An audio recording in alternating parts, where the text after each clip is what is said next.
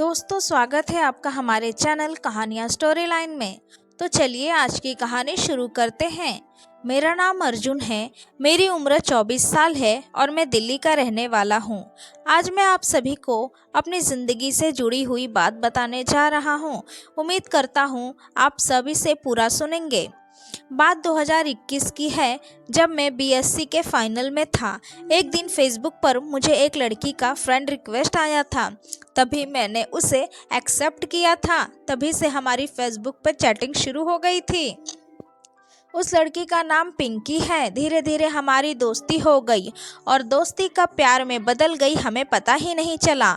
हम दोनों एक दूसरे से बहुत प्यार करने लगे थे। लेकिन पिंकी खुले विचारों वाली लड़की थी।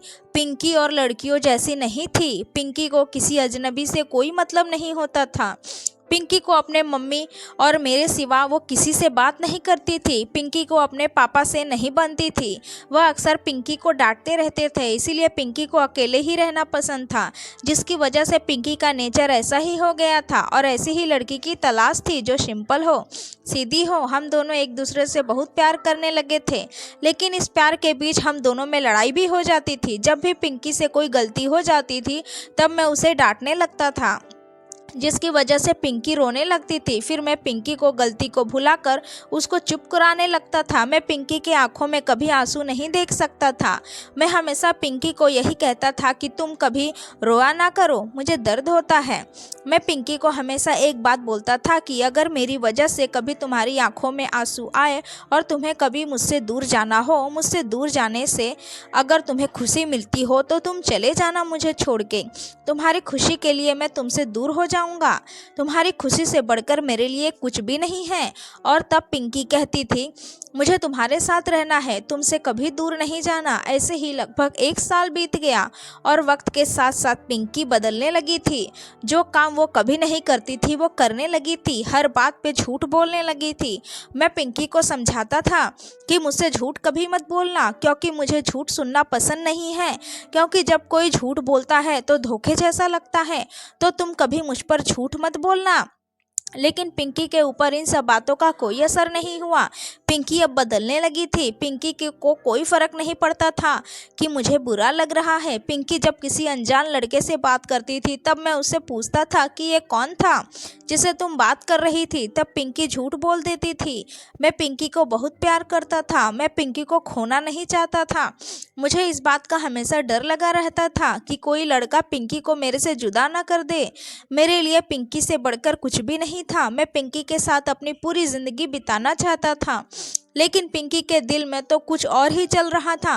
पिंकी पूरे तरीके से बदल चुकी थी। पिंकी मेरे से ज़्यादा दूसरों से बात करने लगी थी। इस बात की खबर पिंकी के घर वालों को लग गई थी, जिसके कारण पिंकी का फ़ोन आना कम हो गया था। मैं पिंकी के फ़ोन का इंतज़ार करता रहता था। मैं पिंकी को फ़ोन भी नहीं लगा सकता था, क्योंकि मुझे डर था कि पिंकी मुझे छोड़कर चली न जाए। 2 महीने और बीता। अचानक पिंकी का फ़ोन आना बंद हो गया था। मुझे कुछ समझ नहीं आ रहा था कि मैं क्या करूं और क्या ना करूं। ना चाहते हुए भी मैंने पिंकी को फ़ोन किया तो पिंकी की मम्मी ने फ़ोन उठाया। फिर मैंने पिंकी के बारे में पूछा और पिंकी के बारे में सब कुछ बताया।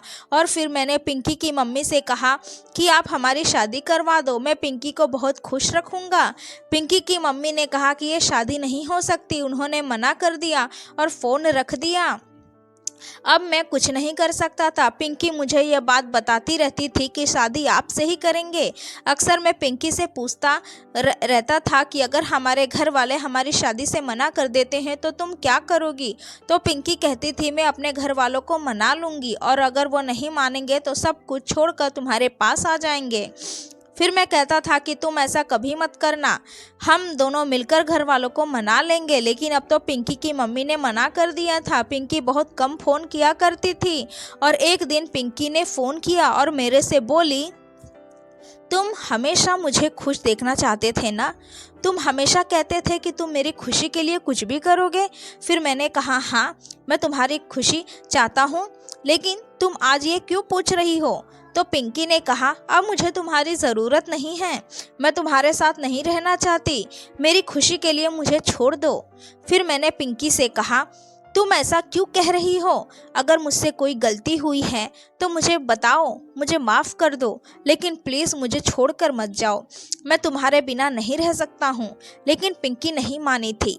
फिर मैंने रोते हुए कहा, ठीक है, जा रही हो तो अपना ख्याल रखना, खुश रहना और मुझे छोड़कर जाने की बजाय तो बताती जाओ। कम से कम मुझे ये तो पता चले कि तुमने मुझे क्यों छोड़ा। पिंकी कहती है, मैंने कहा ना, मुझे तुम्हारे साथ नहीं रहना, मुझे तुम्हारी ज़रूरत नहीं है। अगर तुम सच में मुझसे प्यार करते हो तो आज के बाद अपनी शक्ल मत दिखाना। मैं इससे पहले कुछ कहता पिंकी ने फ़ोन काट दिया। फिर मैं परेशान हो गया और रो रहा था। मैं अपना सब कुछ खो चुका था। मैं ऐसा महसूस कर रहा था, पिंकी को रोकना चाहता था, लेकिन मैं चाह कर भी कुछ नहीं कर पाया। फिर मैंने अपनी पढ़ाई छोड़ दी। मेरा पढ़ाई में मन नहीं लगता था। मैं किसी से बात नहीं करता था, कहीं आता जाता नहीं था। पिंकी के जाने के गम में मुझे धीरे धीरे बुरी आदत लग गई थी। मुझे मेरे लाइफ से कोई मतलब नहीं था। मैं हमेशा सोचता था कि पिंकी मेरे से बहुत प्यार करती थी, फिर मुझे छोड़कर क्यों चली गई। इसी सोच में मैं हमेशा लगा रहता था। धीरे धीरे 1 साल और बीत गया। अब मैं जॉब करने लगा था। अचानक एक दिन पूरे 1 साल के बाद पिंकी ने मुझे फ़ोन किया। मैं पिंकी का फ़ोन नंबर देखकर चौंक गया था। फिर मैंने फ़ोन उठाया था और इससे पहले मैं कुछ कह पाता, पिंकी फ़ोन पर रोने लगी। मैं डर गया था पिंकी को रोता देखकर। फिर मैंने पूछा, कैसी हो तुम और क्या हुआ?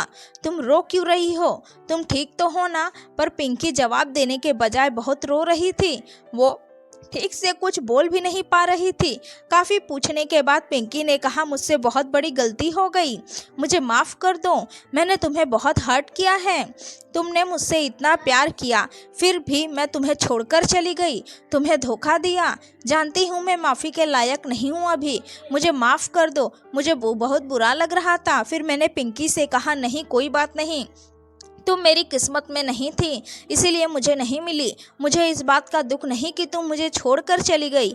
मुझे आज तक पता ही नहीं चला कि मेरी गलती क्या थी जो तुमने मुझे यूँ छोड़ दिया। मैं तुम्हारे जाने की वजह क्या थी रोज़ सोचता हूँ, या आखिर क्यों, क्या गलती थी मेरी जो तुम मुझे छोड़कर पल में चली गई। एक सवाल है तुमसे, तुम मुझे बस इतना बता दो कि तुम्हारा मुझे छोड़कर जाने के वजह क्या था। तुम्हारी कसम, जिंदगी में कभी भी मैं तुम्हें परेशान नहीं करूँगा।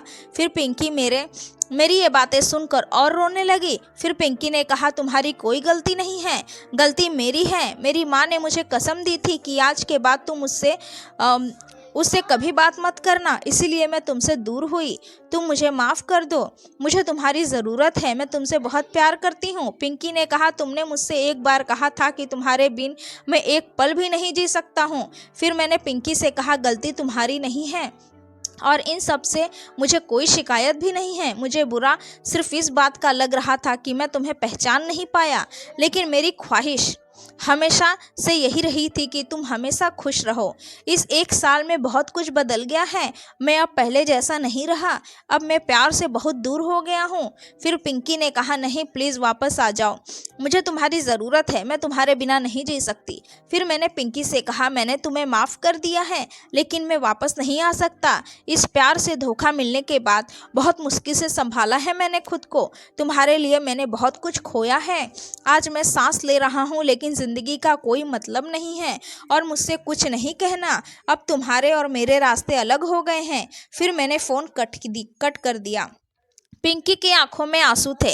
ऐसा लग रहा था जैसे उसके अंदर से कुछ टूट गया हो। लेकिन फिर भी मैं पिंकी से आज भी उतना ही प्यार करता हूँ जितना पहले करता था, लेकिन अब हालात से डरता हूँ। मैं अब पिंकी पर भरोसा करने से डरता हूँ। मैं पिंकी को दोबारा खोने से डरता हूँ, इसीलिए पिंकी से दूर ही रहना चाहता हूँ। प्यार करना इतना आसान नहीं। आजकल के लड़के लड़कियाँ एक दूसरे की तरफ आकर्षण को प्यार समझने लगते हैं, लेकिन क्या वो सही प्यार होता है? दूसरे से किए वादे पर जिंदगी पर टिका रह सकता है? ये सिर्फ एक लड़की की कहानी नहीं है, ये कई लड़कियों की कहानी है जो इसी तरह की परेशानियां को पैदा करती हैं। प्यार के कुछ दिन बीत जाने के बाद वो आखिरकार में यह टूट जाता है। प्यार करना बुरी बात नहीं है, लेकिन अगर कोई किसी से प्यार करे तो इस प्यार को सम्मान दे। दोस्तों, आपको ये कहानी कैसी लगी कमेंट में हमें ज़रूर बताएं। उम्मीद है दोस्तों आपको ये कहानी ज़रूर पसंद आई होगी। कहानी पसंद आई है तो वीडियो को लाइक और शेयर करना ना भूलें और ऐसे ही वीडियो के लिए हमारे चैनल को सब्सक्राइब ज़रूर करें और नोटिफिकेशन बेल को ऑन करें ताकि आने वाली वीडियो की अपडेट सबसे पहले आपको मिले। Thanks for watching video.